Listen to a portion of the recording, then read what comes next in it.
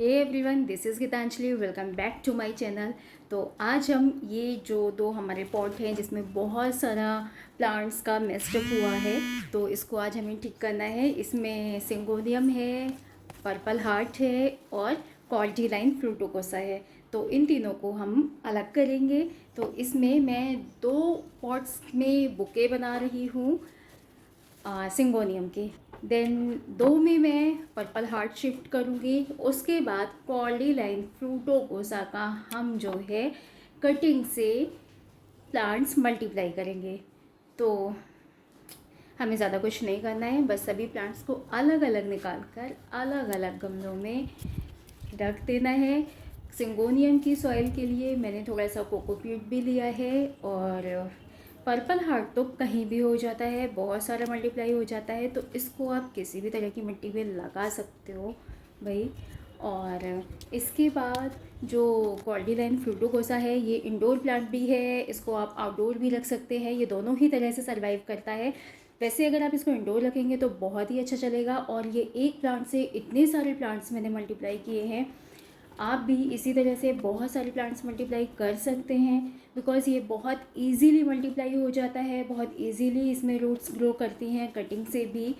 तो मैंने इस तरह से सभी बुकेज बना लिए हैं अपने पॉट्स के। अब इनको सभी को मैं इंडोर रखने वाली हूँ। इसके बाद जो पर्पल हार्ट है, इसकी भी मैं कटिंग से जो बचे हुए जो प्लांट्स हैं उनको मैं कटिंग करके इनको भी इसी पॉट में सेट कर दूँगी। इसमें भी रूट्स आ जाएंगी और ये भी पूरी तरह से भर जाएगा, और भरने के बाद बहुत सुंदर लगेगा। तो इसको हमें इस तरह से कटिंग करनी है। कटिंग करने के बाद मैंने दोनों ही पॉट्स में कटिंग की है। हमें लीव्स निकालनी है इसकी नीचे साइड की, थोड़ी थोड़ी जितनी भी वेस्ट लीव्स है, जितनी भी सूखी हुई लीव्स हैं, वो हमें निकाल देनी है। जो कटिंग वाले प्लांट्स होते हैं उनमें हमें नीचे की लीव्स इसलिए निकालते हैं बिकॉज जो प्लांट होता है ना, उसकी लीव्स सारी एनर्जी ले लेती हैं, तो ये अच्छे से सर्वाइव नहीं कर पाता है।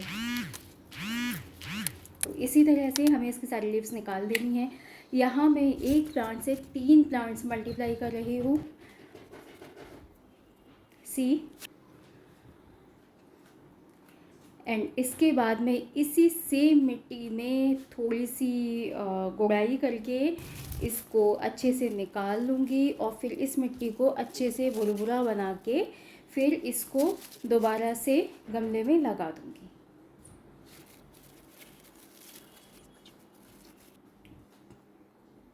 एक्चुअली कॉर्डिलाइन फ्रूटोकोसा को बहुत बड़े गमले की ज़रूरत नहीं होती है, छोटे गमले में भी ये बहुत अच्छा सर्वाइव करता है।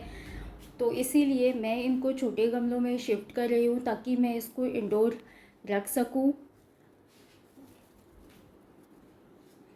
और जो छोटी मोटी कटिंग्स हैं, छोटी मोटी रूट्स हैं, उनको भी मैं इसी में प्लेस कर रही हूँ। ये भी बहुत इजीली ग्रो हो जाती हैं। So you also can do this. तो इन्हीं कटिंग्स को मैं इन्हीं पॉट्स में जो रूट्स वाले हैं उनके साथ ही मैं प्लेस कर रही हूँ। और जितने भी हमारे कटिंग्स वाले प्लांट्स होते हैं उनको हमें इंडोर ही रखना होता है, चाहे वो आउटडोर प्लांट्स हों चाहे इंडोर हों। कुछ समय के लिए 15 दिन के लिए एटलीस्ट हमको उन्हें इंडोर ही रखना पड़ता है, जिससे वो रूट्स उनमें बहुत अच्छे से ग्रो हो जाएं। और इस तरह से मेरे प्लांट्स जो है सर्वाइव किए हैं। इनमें न्यू ग्रोथ आई है, एक तो बहुत छोटू सा जो मैंने रूट लगाई थी उसमें आया है। तो ये मेरा जो है प्लांट इस तरह से ग्रो किया है। तो आप भी इसी तरह से मल्टीप्लाई कर सकते हैं ढेर सारे प्लांट्स। आई थिंक आपके लिए ये इन्फॉर्मेशन सफिशिएंट होगी cordyline fruticosa, syngonium and purple heart के लिए। एंड अगर आपके पास कोई क्वेश्चन है then please comment, and please like share and subscribe this channel. See you in the next video. Bye.